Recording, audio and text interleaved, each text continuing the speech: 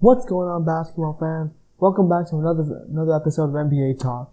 In this episode, we're going to be talking about the NBA Christmas Day games, and we're actually going to be reviewing them and giving my thoughts and my opinions on all 5 games that occurred on Christmas Day. I thought I would do something new for you guys since I had a little bit of free time in my hand. So, I hope you guys enjoyed this. So, without any further ado, let's get started.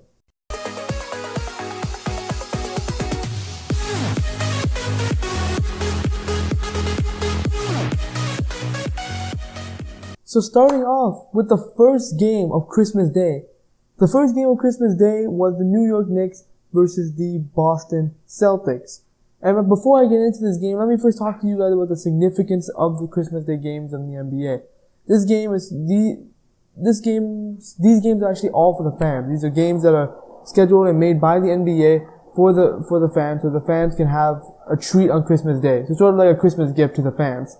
And in which these are the games where the NBA places the best team in the league against each other to give probably the best show. This year, I was a little bit disappointed about Christmas Day, mostly because of what some of the matchups were, but I'll get more into that when we start discussing about some of the matchups. So in total this year, we had 5 Christmas Day games, and the first one was the New York Knicks taking on the Boston Celtics. Now this game took place at Madison Square Garden, as we all know, is one of the most famous arenas in the world. And this game was a back and forth game throughout. So the game started off very close, in which it was back and forth. Both teams were fighting. It was a very competitive game, in which by halftime the score was actually 56-48 Boston. So Boston took the advantage in the second half. But in the second half, the Celtics took over and accumulated a 13-point lead. Until in the fourth quarter, the Knicks actually stormed back. They came back, they started hitting their shots, started being a lot more aggressive. The Celtics literally slipped up on defense, and, they tied the game at 112 they tied the game at 112. It was looking to be a very good game until, it was a clutch stop by Avery Bradley on Carmelo Anthony. He actually stripped Carmelo Anthony of the ball. That led to a couple of clutch baskets from Isaiah Thomas and a 3 by Marcus Smart. And that sealed the deal for the Celtics. And the final score of this game was 119-114, and the Celtics picked up the win here. The Celtics were led by Isaiah Thomas, who scored a team-high 27 points. Along with that, he also had some help from Jay Crowder and Al Horford, who chipped in 16 and 15 points respectively. For the Knicks, they actually had some surprising contributions on the team from Derrick Rose, who dropped in 25 points, which was arguably one of his best games of the season so far. Along with that, Melo put up 29 and Porzingis put up 22. Overall, this was a very exciting game. This was a game that was full of so much action. It was like really, high-powered offense. It was just back and forth, back and forth, back and forth. It was very competitive. It was a great way to start off the Christmas Day games. I personally love the game. I love the matchup. It was a fun game to witness. It was a fun game to look through. That's nothing more I can really say about this, except the Knicks are looking a lot better. Although they lost this game, they look a lot better than they ever have been. And that's saying a lot, considering where the Knicks were last year and a couple of years ago to where they are now. It's a big step up, and I'm actually happy to see New York basketball right now being watchable, But overall, I really enjoyed this game, and I thought it was a great way to start off the Christmas Day games. Moving on to the second Christmas Day games. It was ironically the marquee matchup of the day, the match that everybody wanted to see. It was the NBA Finals rematch, which put up the Golden State Warriors against the Cleveland Cavaliers in Cleveland at the Quicken Loans Arena. So, to start this game, it was basically as we all expected, Cleveland and Golden State both don't like each other. They literally came in competitive. They both throwing up punches left and right. It was a complete battle. Very competitive to start out this game. It started out like, Warriors threw a punch, Cleveland threw a punch. It's just back and forth, back and forth. It was literally a game like that. And it was so close that at the end of the first half, it was actually a 3-point lead. The Warriors had a slight advantage, a 55-52 lead going into the second half. This trend actually continued into the second half, where the Warriors actually were neck and neck with the Cavs. It was a close game, 1 to 2 points. Very close. Until finally, near the end of the third quarter, the Warriors sort of picked up a rhythm. They started gaining some momentum. And they started to accumulate some baskets, get some key stops on the Cavs. And by the beginning of the fourth quarter, they had a 14-point lead on the Cavs. But instead of the Cavs, panicking and then eventually flaming out, they said, you know what? We've beaten this team before. We know how this works. They calmed down, and under the offensive explosion by Kyrie Irving, they legit erased this deficit very quickly and tied the game up at 103 with 2 minutes left. And they tied the game because of Kyrie Irving and a monster dunk by Richard Jefferson on Kevin Durant. But yeah, it was insane. But then there was 2 minutes left in the game, and once again the back and forth continued. It was still a 1-point game throughout that 2 minutes until the final 5 seconds of that game. The Warriors were up 108 to 107 against the Cavs. And Kyrie Irving channeled his inner Game 7, literally spun off Klay Thompson, hit a fadeaway over him, and won the game. Kyrie Irving won the game for Cleveland, 109 to 108. Merry Christmas to the Cavaliers. For the Cavs, they were led by LeBron James, who again proved to everybody why he's one of the best players in the world, scoring 31 points and 13 rebounds. Kyrie Irving dropped 25 and had probably the best impact in the fourth quarter. This guy was absolutely a monster. He brought the Cavs back into this game, and Kevin Love, of course, chipped in 20 points. He's been playing fantastic this season. For the Warriors, they were only led by Kevin Durant, who had 36 points and 15 rebounds. Kevin Durant, again, still solidifying himself as one of the league's best. And, he's Kevin Durant. What can we say? And one thing I want to mention is, once again, Stephen Curry was nowhere to be found against the Cavaliers when it counted. He scored only 15 points, and this guy only hit 2 threes, which was insane. The fact that this guy only had 2 threes. But overall, this was a fantastic game. It was tons of action, tons of back and forth, so competitive. It was so intense. It was so amazing. It was probably one of the best games you're going to watch this year. And if you missed this game, you definitely need to go back and watch it. But overall, this game not only proved to me that Cleveland is legit. Cleveland is not scared of Golden State anymore. They can match up with Golden State. They can legit take on Golden State. It also proves to me how good LeBron James is and how he's one of the best players in the world. And it also showed me how Kevin Durant and the Warriors still are not ready for the prime time. They're not clutch players. They're not ready to perform in the clutch, because these guys legit have a choking problem now. They're overconfident, and now they just lose it, and they flame out when it really matters the most. But overall, this game was fantastic, and I truly enjoyed it. And if you haven't seen this game, you need to go back, find a way, watch this game, because it was legit one of the best games of the year so far. Which brings us to the third game of the Christmas Day. This game put the Chicago Bulls up against the San Antonio Spurs. So the game took place in San Antonio because obviously, why the hell not? This game started off all Spurs. The Spurs, they started off this game on an 8-0 run, literally just torching the Bulls. The Bulls had no answers for the Spurs' amazing ball movement and strong defense.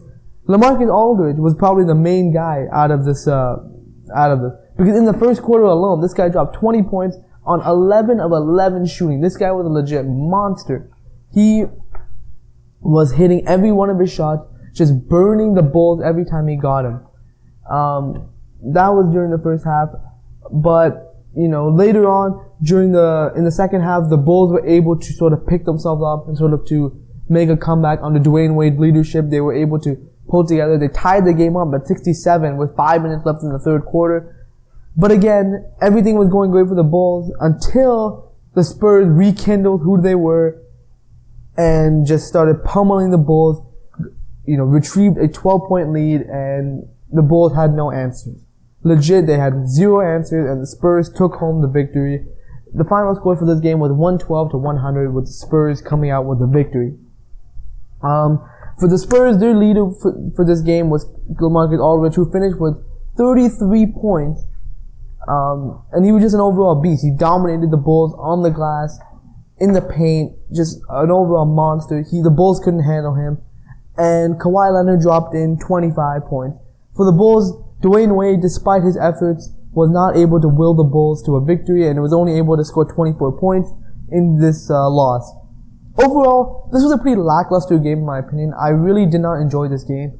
I felt that this game just proved why the Spurs are such a good team in the Western Conference, and why people should stop overlooking them.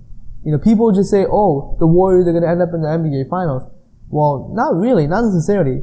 Let's not forget, the Spurs and the Clippers are still here. They're still lurking in the shadows. So let's not, sort of mark them in right now. But this just proves that they're one of the best teams in the league, and they will show it to you. They'll show it to you. They will legit pounce on you. They will destroy. They're here to kill. They seek blood. And finally, what this game actually proved to me was the Bulls clearly did not deserve this Christmas Day game. Because in my opinion, and this is what I was talking about earlier, how some of these games I did not really like.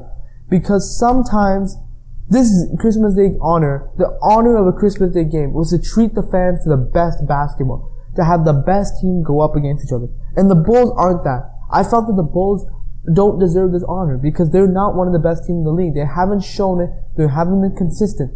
They didn't deserve this honor. And I really was disappointed at the fact that they got a Christmas Day game over a team like Toronto, who clearly has a fan base willing to experience something like this, and a team that has shown that they are successful and they deserve that sort of honor. And maybe if Toronto was in this situation, this game would have been a little bit more competitive. But overall, I just felt that this was a terrible game. It was a game that just really wasn't that exciting at all. It was a blowout win, nothing more I can say. And I felt that the Bulls just didn't deserve this game, and I just really didn't like this game overall. The next game was Oklahoma City versus the Minnesota Timberwolves. So this was actually one of the more exciting matchups on paper, because these are two young teams going up against each other. We obviously had Westbrook on one end, Karl-Anthony Towns, Wiggins, and LaVine on the other. So it was an exciting matchup on paper to look forward to. And the game actually started out surprisingly close, where both teams were battling out. And the Timberwolves actually took control of the game in the beginning, actually jumping out to a 27-23 lead in the first quarter. So they came out. This actually continued into the second quarter as well, until the game was tied at 45, which again awoken the West Beast, and he was unleashed, and the Westbrook came to life. And that's when Oklahoma City just took control of this game. He led the Thunder to a 12-point lead, and by the end of the third quarter, the Timberwolves could not handle Westbrook, and now he was leading this team. He was literally willing his team to a victory, and the Timberwolves just couldn't handle it. And Westbrook was doing it all. He was getting assists, scoring points, and doing everything. And the Timberwolves couldn't handle it, and overall, this led to Oklahoma City picking up a 112-100 victory over the Minnesota Timberwolves. For OKC, no doubt, their leader was Russell Westbrook, finishing with 31 points and 15 assists in this game, which is absolutely insane numbers. And for the Wolves, Karl-Anthony Towns finished with 26 points, and Andrew Wiggins dropped 23. Overall, this was a pretty lackluster game. Again, just like the Chicago game. It started off pretty exciting, unlike the Chicago game, but it just wasn't a great game. It was there was a lot of action points in this game. There was a lot of points where you were just like, damn, this is sick. But there's also a lot of points where you're just like, you're just sitting back and just watching a blowout happen. And that's never fun. It's never fun to watch a blowout. And also this game showed the brilliance of Russell Westbrook, and now he's absolutely fantastic. He literally willed his team. He did everything for his team, and his team got the victory because he put in that work, and he literally pushed his team to the finish line. And this guy's absolutely fantastic. He's one of the best, and he's probably in contention for the MVP right now. And the last thing that I really got out of this game was the fact that the Timberwolves just weren't ready. A Christmas Day game is special because you have all the attention on you, all the spotlight on you. So your team is very, vocal. And I don't think the Timberwolves were ready for all the bright lights to be shone upon them. They weren't ready. They clearly were nervous. They weren't themselves. So I just thought that they weren't ready for this, and that's why they weren't able to perform as they could have if this game was, just a regular game. But overall, this was an game. It wasn't as bad as the Chicago game, but it is what it is, and, we gotta live with it. Finally, the last game of the night was the Battle of Los Angeles, which I feel like we've seen this matchup for the past 5 or 6 years now. Literally, every single Christmas. The Clippers versus the Lakers, Battle of LA. I mean, seriously, I'm actually tired of this matchup now. I'm legit tired of this matchup. But one note for this game, Blake Griffin and Chris Paul both weren't playing due to injuries, so they were not playing in this game. So this game was pretty lackluster already just because of that. But the game started as expected. The Clippers took control. They had the lead in the first half, but the young Lakers were still hanging on. The Lakers were still hanging in there. They were still making a pretty close game. By halftime, it was a 57-55 lead for the Clippers. They only had a 2-point lead going into the second half. The Clippers thought, okay, it's the Lakers, let's just chill. But then, the Lakers came to life in the second half, sparking a 13-0 run. The Clippers defense had literally no answers for the Lakers. They literally took control over this, and the baby Lakers literally, just off that 13-0 run, just never lost the lead. They literally took control. The Clippers had literally no answer. They literally just gave up, and yeah, that led to the Lakers actually beating the Clippers 111-102. The Lakers were led by Nick Young, who dropped 19 points, and D'Angelo Russell, who dropped 14. For the Clippers, their main scorers were Jamal Crawford and J.J. Redick, who both dropped 22 on the Lakers. Overall, again, I'm seriously tired of seeing this matchup. I feel that we've seen this matchup so many years now that it's literally come to a point where I don't care anymore. But this just shows how, lost the Clippers are without Blake Griffin and Chris Paul, and how important these two players are to the success of this team. Without Blake and Chris, this team literally has no idea what they're doing. They gave up playing defense against the Lakers. They literally gave up against the Lakers. Like, the Lakers, as much as I love them, right now, they legit aren't the greatest team in the NBA right now. And the fact that the Clippers literally gave up, literally a 13-0 run to start a quarter and never were able to recover just shows how lost they were. So that was one point that I really just didn't like.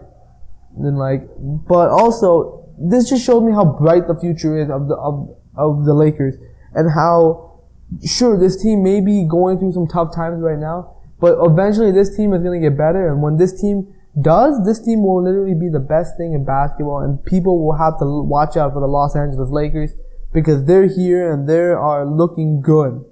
So watch out for the baby Lakers, because they are here and they are here to stay.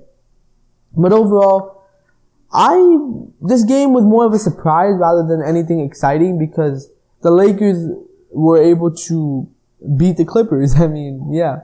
But again, this was a game without Chris Paul or Blake Griffin, so it really never made a big difference to me. Yeah. So overall, it was just a surprising game, and it was something that I truly never expected to see from the Lakers. But overall, this was an alright Christmas Day. It was a Christmas Day with a lot of excitement started off, a lot of hype, a lot of big marquee games.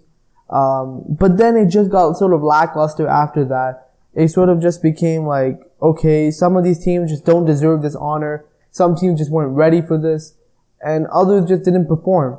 So overall, it was okay. It wasn't the greatest Christmas Day in the world. It wasn't the worst. But I truly believe that other teams, the NBA would have added some other teams, and there's teams that actually deserve the honor, like the Raptors, the Jazz, teams that really deserve the honor of being in the Christmas Day game based on their success, I think it would have been a lot better. We would have had more competitive matchups. We would have had better games, and it just overall would have been a better experience for the fans, which is what Christmas Day games are all about. But, who am I to say anything? But overall, in my opinion, I just thought this was an average Christmas Day. Yeah. So let me know what you guys think in the comment section down below. I hope you guys, let me know. Did you guys enjoy the Christmas Day games? Did you guys not? Let me know in the comment section down below. Anyways, guys, I hope you guys enjoyed this video.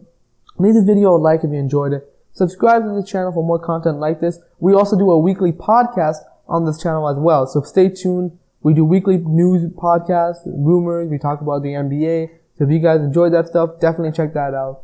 Our link will be in the description down below if you guys want to see that. And as always, guys, I'm Hani from NBA Talk, and I'll see you all in the next video. Thank you so much.